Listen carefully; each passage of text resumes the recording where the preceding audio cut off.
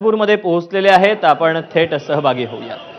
सध्या पंढरपूरची आषाढी वारी सुरू आहे आणि अशातच उपमुख्यमंत्री एकनाथ शिंदे सध्या संपूर्ण या परिसराचा आढावा घेण्यासाठी आणि त्यासोबतच वारीमध्ये देखील सहभागी होण्यासाठी पोहोचलेले आहेत पंढरपूरमध्ये। त्यांच्यासोबत गिरीश महाजन देखील आपल्याला पाहायला मिळतात। उपमुख्यमंत्री एकनाथ शिंदे सध्या पंढरपूरच्या दौऱ्यावर आहेत। पंढरपूरमधील सर्व सेवा सुविधांचा देखील आढावा घेणार आहेत।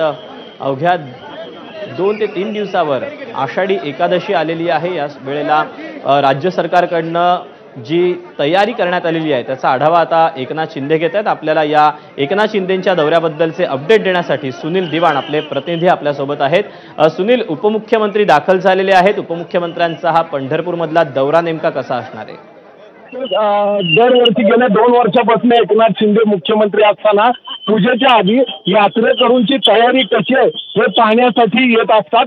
6 तारखेला एकादशी आहे 16, त्याच्या आधी 2 दिवस आता एकनाथ शिंदे इथं पोहोचलेले आहेत। त्यांच्यासोबत गिरीश महाजन आहेत, प्रकाश आंबेडकर आहेत आरोग्यमंत्री, आणि आता हे विठ्ठल दर्शन घेऊन संपूर्ण यात्रेची तयारी कशी केली हे पाहणार आहेत। खरं तर त्यांचा दौरा 11 वाजता होता, मात्र त्यांना पोहोचायला वेळ लागला, पण आता ते पोहोचलेले आहेत। आता मंदिरात जाणार आहेत आणि त्यानंतर चंद्रभागा आणि पाचोटेकर असे 2-3 भाग आहेत जिथे भाविकांची दर्शन रांग असते।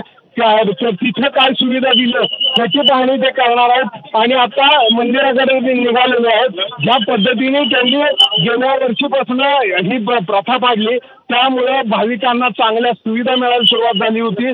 जिथं जिथं चुकीचं दिसतंय तिथं तिथं जागेवरती आदेश देत होते आणि त्यामुळे भाविकांना चांगल्या रीतीने सुविधा यात्रेच्या दरम्यान मिळत होती। यावर्षी जवळपास 20 लाखापेक्षा जास्त भाविक इथे येणार आहेत तसा अंदाज आहे आणि खूप मोठ्या प्रमाणात भाविक सध्या दाखल झालेले आहेत। त्यामुळे एकनाथ शिंदे हे तीच माहिती घेत आहेत की किती भाविक येणार आहेत, काय काय तयारी केली। आता अधिकाऱ्यांशी संवाद साधतायत आणि यानंतर पुढे जागा स्थळे पाहणीला जाणार आहेत।